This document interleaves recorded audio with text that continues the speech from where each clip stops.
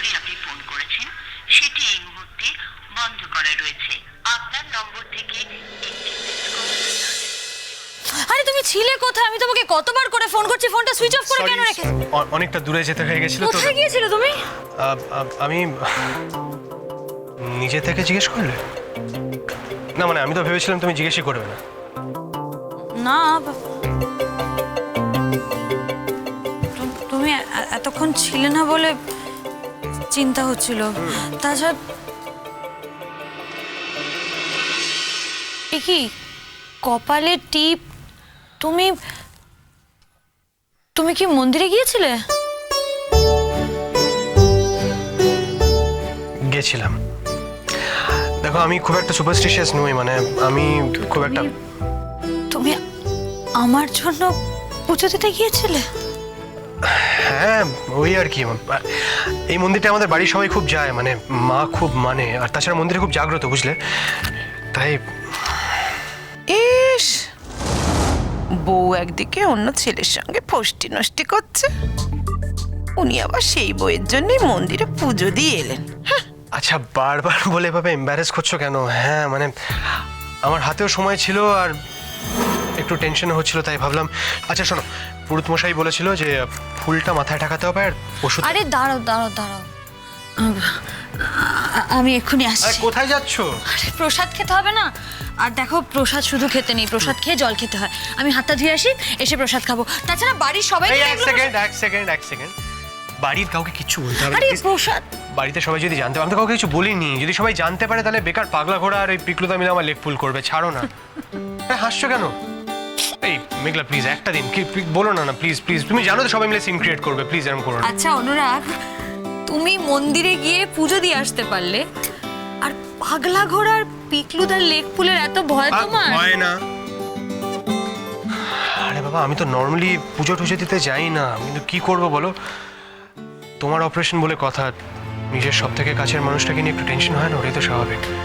তাই ভাবলাম যখন হাতে সময় আছে একটু পুজোটা দিয়ে আসি। আচ্ছা ঠিক আছে, তুমি আগে প্রসাদটা খেয়ে নাও, তারপরে না তুমি পুরো জিনিসটা গিয়ে মায়ের হাতে দিয়ে দিও, আর বলো আমি পুজো দিতে গেছিলাম, দেখবো তারপর কে কি বলে। যাও তুমি দাঁড়াও, আমি এক্ষুনি আসছি।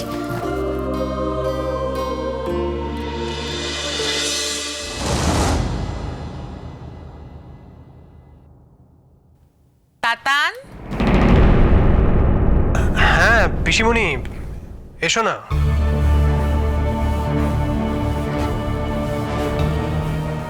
তুই কাউকে কোথাও কিছু না বলে চলে গিয়েছিলিস না, তাই তোর সঙ্গে দেখা করতে এলাম। ওই তোর গলা পেলাম, ভাবলাম তুই এসে গেছিস, তাই মার সঙ্গে দেখা করেছিস? এই তো একটু পরেই নিচে যাবো খেতে, তখন তো দেখা হয়ে যাবে। পুজোর ডালি? হ্যাঁ ওই আর কি। হ্যাঁ বউয়ের অপারেশন হবে বলে মন্দিরে পুজো দিতে গিয়েছিলিস তাতান? হ্যাঁ।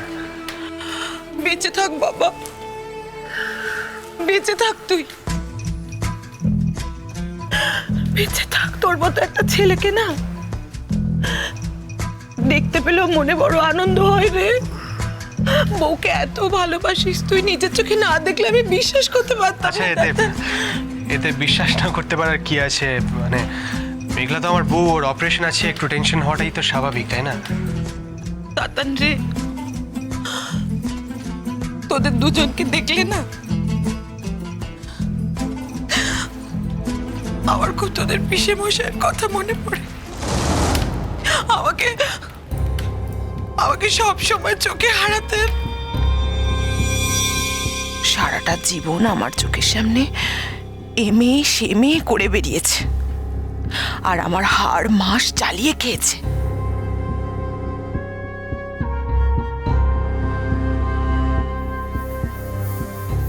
পিসিমণি বলছিলাম, মন খারাপ করো না।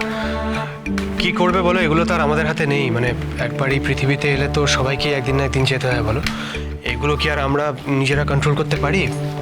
মন খারাপ করো না। তা তো ঠিকই। তা তোর বউ কোথায় গেল, যার জন্য পুজো দিয়ে প্রসাদ নিয়ে এলি? তাকে দিয়েছি না, ওই একটু হাত মুখ ধুতে গেছে, এই তো এলেই প্রসাদটা দেবো। বড় ভালো রে, তোর বউটা বড় ভালো, সেই জন্যই তো আজকে আমরা সবাই কত আনন্দ করলাম, আমাদের কত আনন্দ দিলে, বড় ভালো মেয়ে। মেঘলা গান গেয়েছিল বুঝি? না মানে আমি ওকে বলে রেখেছিলাম, ওর তো একটু টেনশন হচ্ছিল, তাই বলে রেখেছিলাম যে গান গাইলে ও খুব রিল্যাক্সড ফিল করে, তাই আর কি।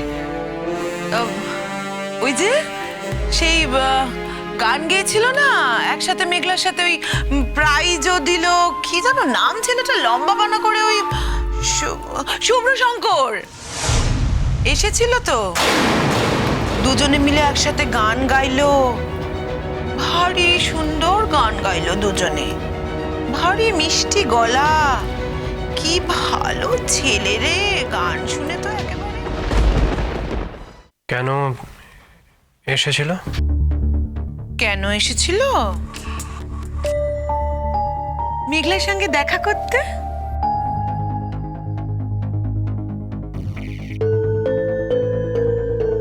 তবে ছেলেটা বড় ভালো রে, বড় ভালো,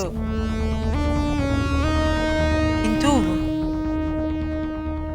মেঘলারও কপাল আছে, কপাল আছে, না হলে তোর মতো একটা ছেলে, কত ব্যস্ত, কত বড় ডাক্তার, সে কিনা মন্দিরে গিয়ে বউয়ের নামে পুজো দিয়ে প্রসাদ নিয়ে আসে। মেঘলাও কিন্তু নিশ্চিন্তেই আছে, কারণ সে জানে তার স্বামী তার কথা ছাড়া অন্য কারোর কথা ভাবেই না, সেই জন্যই তো ওই ছেলেটার সাথে গলা ছেড়ে গান গাইতে পেরেছে। তবে আমার শান্তি হয়েছে জানিস তো, খুব শান্তি হয়েছে এই যে তুই ফিরে এসেছিস, খুব শান্তি হয়েছে। তুই কোথায় না কোথায় ঘুরে বেড়াচ্ছিলিস, আর আমরা কত মজা করছিলাম, আমার খুব খারাপ লাগছিল জানিস তো, তোকে ছেড়ে আমরা মজা করছিলাম। ওই শুভ্র শঙ্কর এসছিল না, এসে তো বললো মেঘলাকে ওদের বাড়ি নিয়ে যেতে চায়। ওই যে টিচার আছে না, কে শুভ্র শঙ্করের টিচার, সে নাকি মেঘলাকে দেখা করতে বলেছে।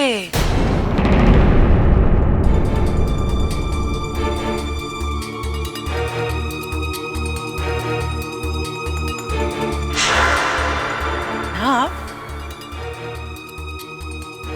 তোকে একটা কথা বলি তাতা, তুই বড্ড বড় মনের মানুষ রে, বড্ড উদার মনের মানুষ তুই। তো বাবা, তুই উদার হলেও তোর যে উদারতার কেউ সুযোগ নেবে না তা তো নয়। তা না হলে দেখ না, এই একদিনের আলাপে ওই দুম করে না, তুই অশান্তি করেছিলিস, কিন্তু খুব অশান্তি করেছিলিস, তারপরেও দেখ বাড়িতে চলে এলো, আর বাড়িতে এসে বলে কি না মেঘলাকে ওর বাড়ি নিয়ে যেতে চায়। তোদের দুজনকে যদি নেমন্তন্ন করতো আমার কোনো অসুবিধা ছিল না, কিন্তু না, শুধু মেঘলাকে নেমন্তন্ন। আরে বাবা, মেঘলা বিবাহিতা একটা মেয়ে, স্বামী আছে, ঘর সংসার আছে, কোন বিবাহিতা মেয়ে তার স্বামীকে ছেড়ে পরপুরুষের সঙ্গে দেখা করতে যায়? হ্যাঁ,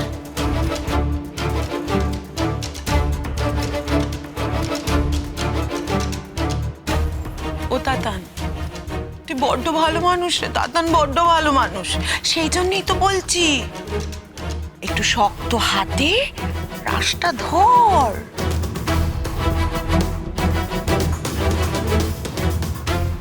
তাতান বাবা, তুই কিছু মনে করলে না তো?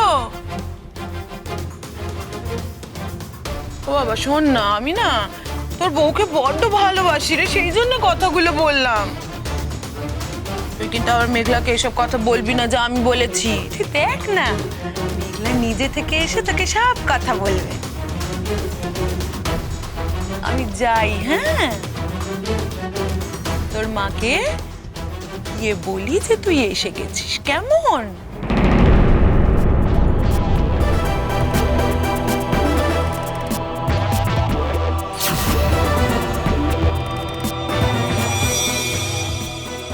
শুভ্র শঙ্কর সোজা বাড়ি চলে এলো। সেদিন ওকে এত কথা বলার পর আজ আবার সরাসরি বাড়ি চলে এলো। একটু আত্মসম্মান বোধ নেই ছেলেটার। আর শুধুমাত্র বাড়ি চলে এলো তাই না, মেঘলাকে ওদের বাড়িতে যেতে নেমন্তন্ন করলো একা। কই মেঘলা তো একবারও জানায়নি সে কথা, বললো না তো একবারও।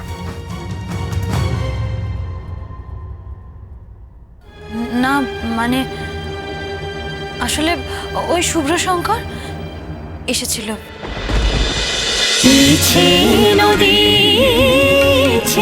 নদী